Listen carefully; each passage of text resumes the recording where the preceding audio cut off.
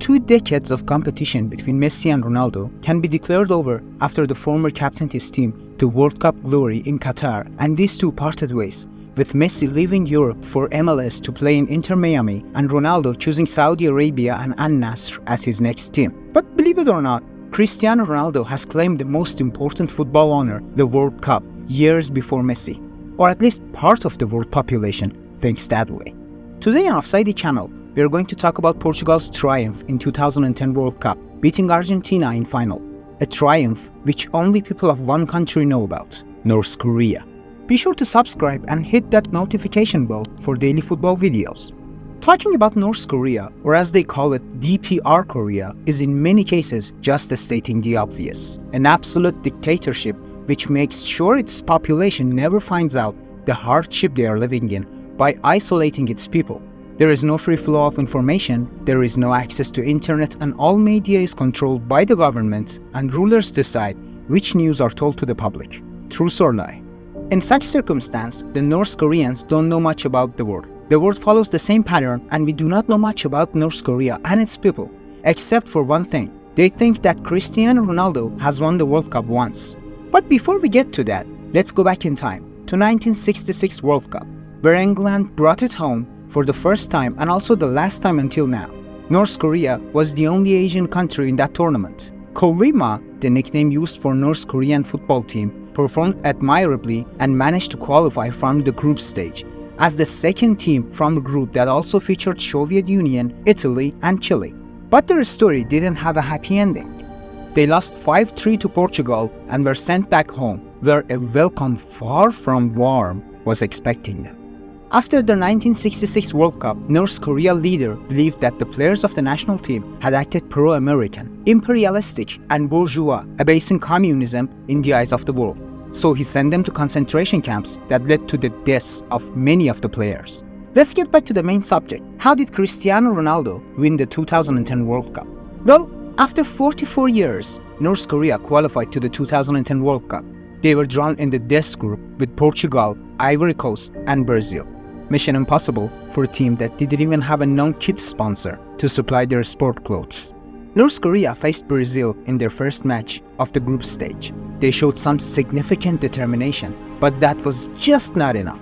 And finally, this match finished as a 2-1 win for Brazil. This respectable performance from the North Korea national team persuaded the government to broadcast their next game against Portugal live, a game that ended in a disaster. First half of the game finished in a 1-0 defeat for North Korea with a goal scored by Raul Miralles. But just 15 minutes into the second half and the game was already 4-0. This was when the humiliated North Korean government ordered immediate cease of the live broadcast, and North Korean people never knew that their national team had lost 7-0 at the end of that match. North Korea lost their last match against Ivory Coast by 3-0 and returned to country in complete disgrace. But their people wouldn't know, because news and matches of the 2010 World Cup were not broadcasted in North Korea after the match against Portugal. Players and the coaching staff returned to the country because their family members were held hostage by the government to make sure they do so. After the World Cup, they were gathered in a place and humiliated in front of 400 people by the Minister of Sport for 6 hours. Head coach of the national team was known as the traitor to the leader and country and the man behind these shameful results. He was exiled to concentration camps to work 14-hour shifts. Rumors say that players and other coaching staff were also sent to coal mines for forced labor. But that was not the end of the 2010 World Cup stories in North Korea. The North Korean government is a master in propaganda and news orientation. They decided to show that the disastrous result against Portugal was because this team is the best in the world. So they told in the news that Portugal has won the 2010 World Cup, beating Argentina in the final. This might seem unbelievable to you, but remember that we are talking about North Korea, the country that claimed to have found a unicorn in 2012. Now, which is more reasonable, finding a unicorn or Portugal winning the World Cup with Ronaldo? But things get way more interesting and also funny after this.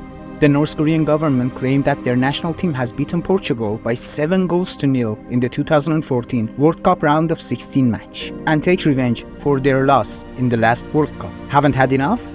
Well, the media in the North Korea told people that they had won the 2014 World Cup, and there was a grand ceremony in their national stadium, which is the biggest stadium in the world with a capacity of 114,000 people. Based on the media in North Korea, their national team managed to beat Japan, United States, and China by the results of 7-0, 4-0, and 2-0 respectively.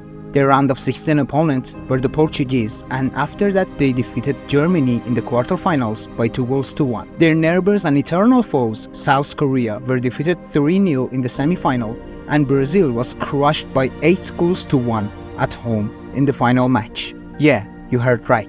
In addition to Ronaldo, the North Koreans have won a World Cup too. In this ridiculous scenario, the leaders and writers had forgotten that it's not possible for 3 national teams from the same continent to be drawn in the same group. As a matter of fact, they just showed mercy to one opponent, Germany, the national team that had actually won the 2014 World Cup. Well, sports are just a propaganda tool in dictatorships like North Korea, Iran, and Cuba. These countries tend to show achievements in sports as signs of their fine management. But these days, we know that this is not the case. The North Korean government is part of this, and when they were crushed by Portugal national team, they tried to cover it up by making Portugal the winners of the World Cup. The story of Ronaldo winning the World Cup was told to the world by a Portuguese stewardess who could travel to Pyongyang in 2017. But since there is no way to access North Korea or its people at the moment, we can't do the fact-checking. The only football facts we know about North Korea are: 1. Its leader loves Man United, and 2. North Koreans love Cristiano Ronaldo just like billions of people all around the world.